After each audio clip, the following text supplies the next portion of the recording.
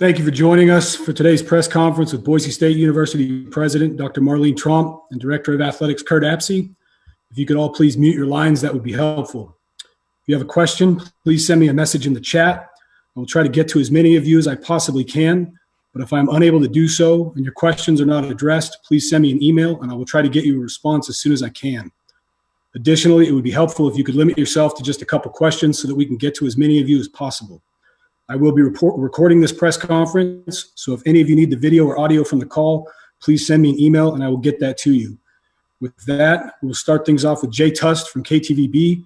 Ron Counts from the Idaho Statesman will be up next.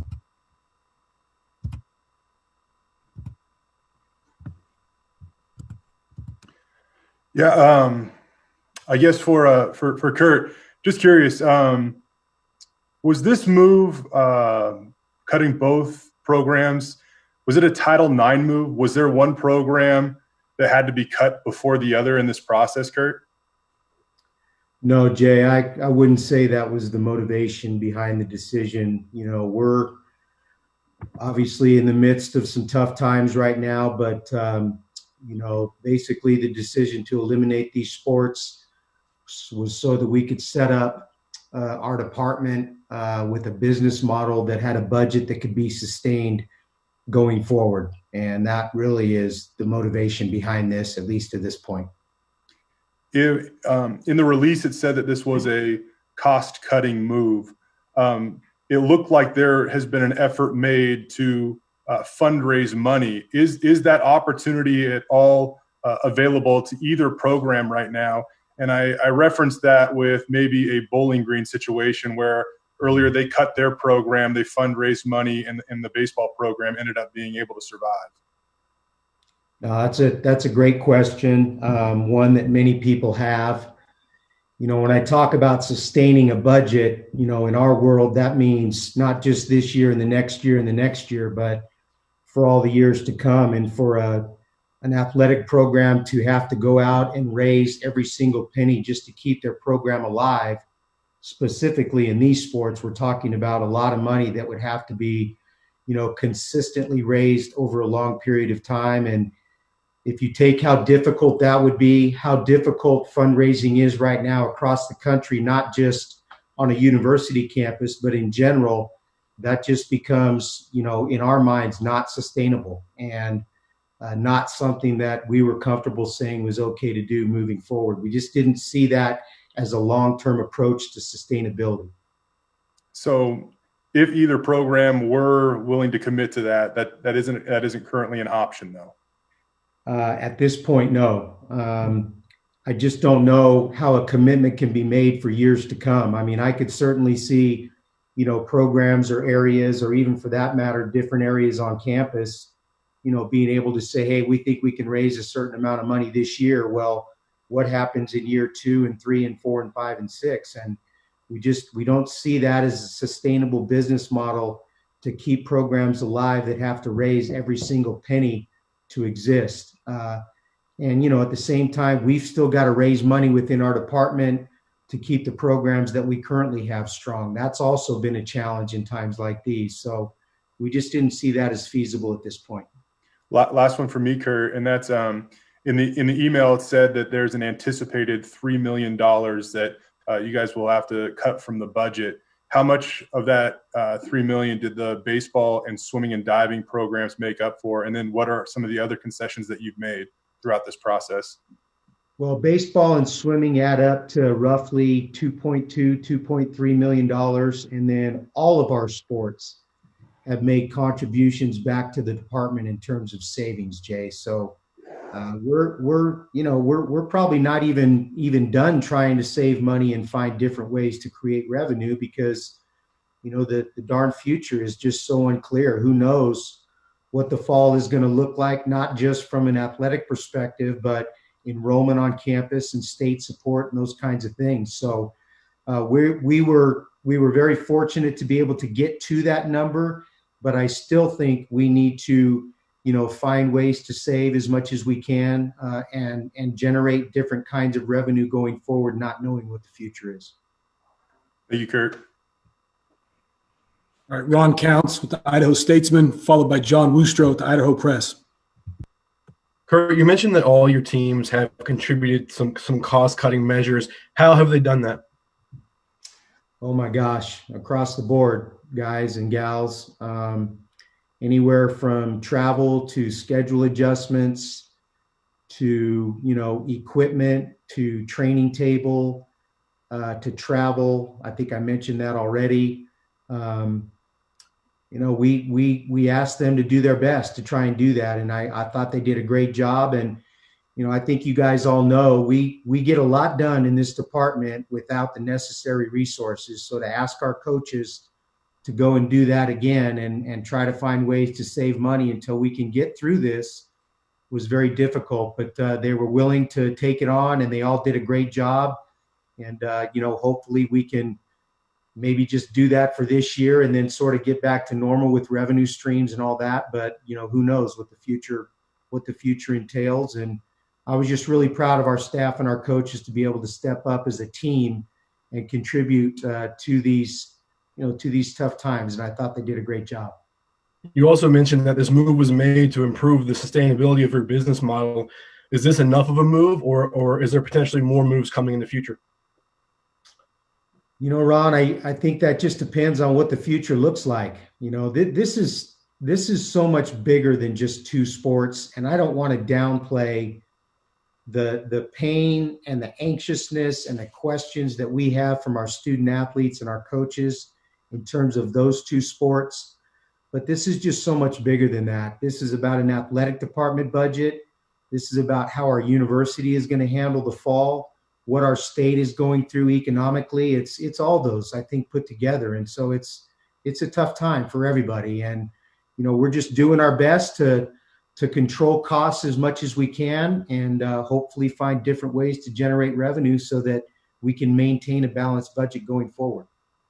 You got to really feel for the baseball guys, especially those guys that have now spent 2 years on campus trying to build this thing up. What do you say to those kids? Well, it was the hardest call I've had to make, and for the swimming program as well.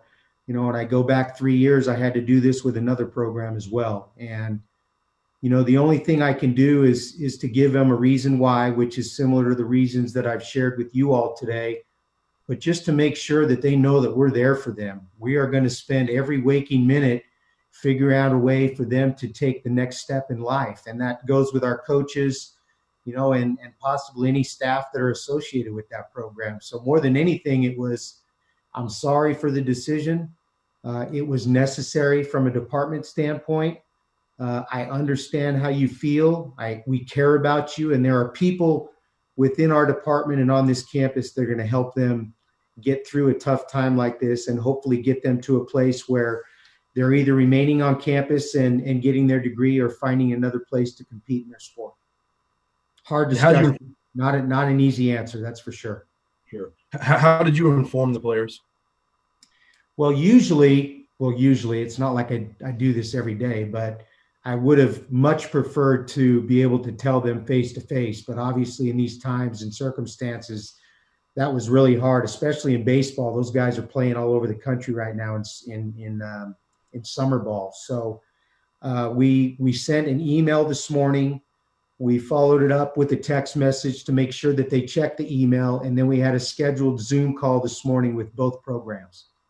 Not the best way to do it, to be honest with you, but when they're not here, that just made it very, very difficult. And we wanted to tackle each one of the sports independently. So we thought that the letter in the beginning was the best way to start, to just give them a heads up. And then we were able to get on Zoom calls with both programs, all the coaches and our support staff to answer any questions that they may have. So in the current circumstance, I think we did it the best way we could. Thank you. John Woostrow from the Idaho Press. And if anybody else has any questions, please send me a message in the chat. Like you mentioned, a very difficult decision. Just can you take me through how you came to these two programs, baseball, swimming, and diving, for either one of those, and those type of assets to worry about? Did that play a role in the decision at all? I'm sorry, John. I didn't get all that. You were muffled on my end. I don't Oh, know. sorry. Can you just kind of take me through the decision behind, those two sports being the ones that got the cut, and obviously not having, athletic facilities for either sport? Did that play a role in the decision? Well, those two sports are, they're very expensive to run, and that I think had a lot to do with the decision. And then obviously both sports, having some challenge with facilities as well. And in a time like this where, we're not able to spend millions and millions of dollars on facilities because of what's going on, in the world right now, contributed to that decision. What was you mentioned the Zoom calls with the two teams. What was kind of the mood of that like, and what can you say about those calls? The mood was not good. We have some very unhappy kids, very sad, wondering what they're going to do next. I'm not sure there's a worse thing that an athletic department or an AD can go through. When you're taking away an opportunity of a sport from a young person who's put their heart and soul in this thing their whole life, and then you tell them that they can't do that at the school that they love, you can imagine the mood of the meeting. It wasn't joyous, and there wasn't a lot of laughter, and it was really, really hard. And, talking to you guys and answering all these questions obviously sometimes isn't easy, but telling a group of young people who have dreams of graduating and participating in sports at Boise State is really, really hard. Very, very difficult. And I feel for them. I feel for them. I feel for their families. And, it's not something that Boise State is interested in doing ever. So it was a really, really tough conversation with both programs. And then Dr. Trump, the press release mentioned $3 million in total that are going to be cut. Curt mentioned that this was, I think, $2.2 million. Is that $3 million just in the athletic department, or cuts or changes do you anticipate being made in order to hit that $3 million? I think Mr. Apsey can give you more details about the athletic cuts, but that in his description of the $3 million, he was looking for that across his department. Okay. And the university will be, is anticipating the possibility of potential shortfalls in the fall, but we just don't know because it's all dependent on how things evolve in the world over the next few months. Curt, what other changes do you anticipate? I don't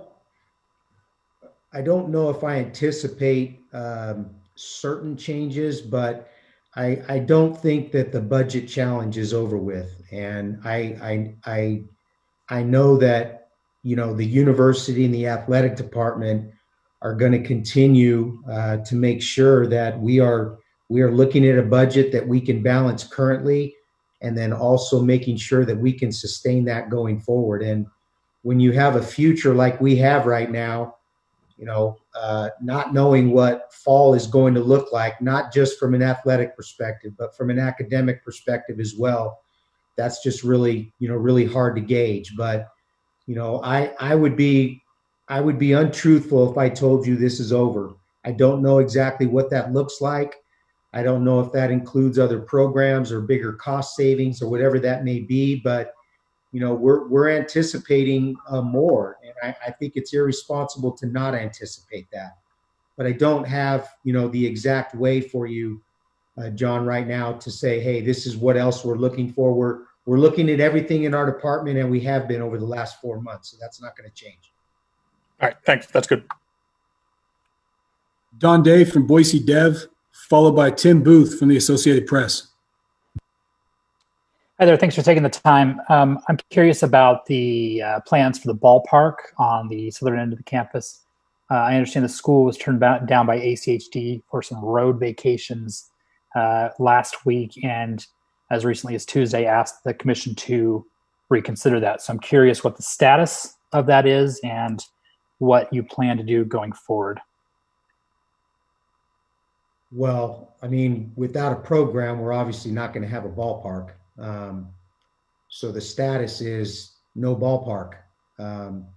we've been going through a lot of challenges to try to get this thing built. You guys all know, and gals, I don't know if there's girls on this call or not, but I figured I'd include them anyways. I know there's one for sure. There's been a lot of challenges. We've gone back and forth on where we were going to build it. We finally decided on a location. We cleared the lot. As you all know, and I've mentioned in the past, the university, when we decided to add baseball, had made a commitment to helping us pay for that stadium. Because of what's happened now with COVID, that commitment is very, very hard to come by. The university obviously is going to have bigger issues that we're going to have to tackle in terms of funding. And so right now, the status of the ballpark without a field and where we are right now is, a no-go forward at this point. So with the moves from the school to ask ACHD to reconsider vacation of those streets, I'm just curious if that means that this decision happened very, very recently, and this might be a question for Dr. Tromp, or is the school still looking to move forward with that vacation for potential future use in that area? I can tell you, Don, that as we look forward, as a campus that has already so much compression and double use of space, that we're always looking for new ways to, within our own boundaries, make sure that we are using space efficiently. And what we've historically done is had really good relationships with our cities and our neighborhoods. And for us, transit and pathways through any part of our campus are important. We move tens of thousands of people in during football games and out, and concerts and basketball games, and so allowing people to have access to those streets has never been an issue for us historically. And that's, I think, what the city has been really concerned about.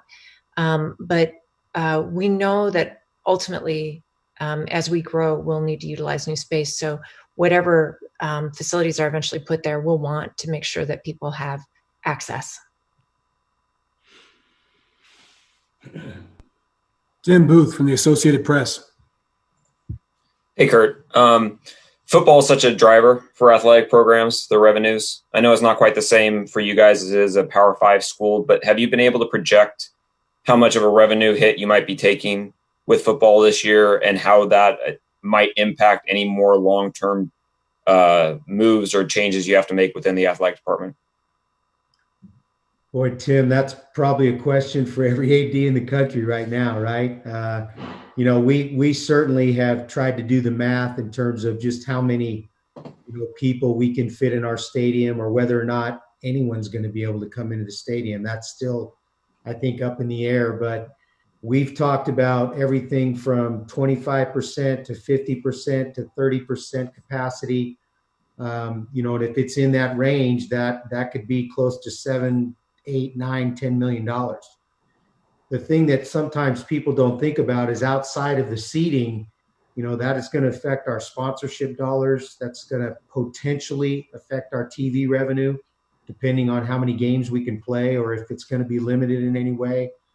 And there's all the other auxiliaries there where you have concessions and parking, and it could be many millions of dollars. And the best thing that we can do right now is just to plan for people to be in our stadium, but that is still up in the air. So depending on how many seats we can sell is going to determine what that revenue stream is going to look like. So I think it can vary anything between $6 to $15 million, just depending on what happens going forward.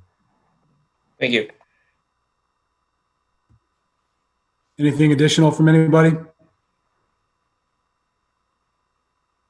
Hey, Joe, if I could just make a comment to the group real quick. I really appreciate you all taking the time to do this. I do want you to just keep in mind that we have 60 student athletes and some coaching staffs that are just not doing really well today.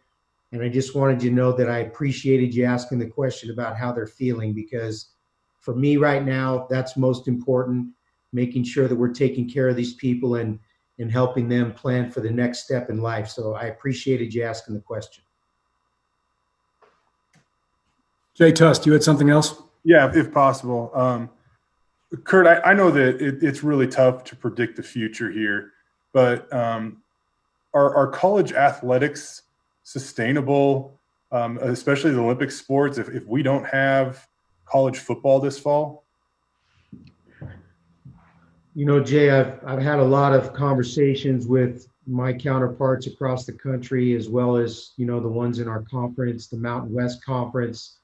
Dr. Trump has had a lot of conversations with presidents across the country and conference commissioners, and, you know, just trying to get a feel to get an answer to that very question. And I think there are going to be some schools that can probably handle losses like this, but there is a potential that if, you know, there is no football season, that college athletics is going to look a lot differently going forward. And especially with schools of our size where, you know, as you guys may or may not know, you know, we generate about 70% of our revenue to basically back our program.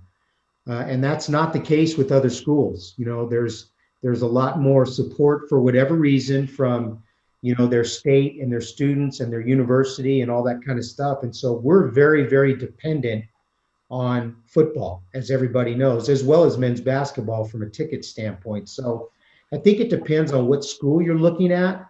I think some have different scenarios than us, but when you start talking about schools with, you know, 30 and 40 and $50 million budgets, and then you're talking about a lost football season where 40 or 50% of that revenue is gone, yeah, I think it's going to look different going forward.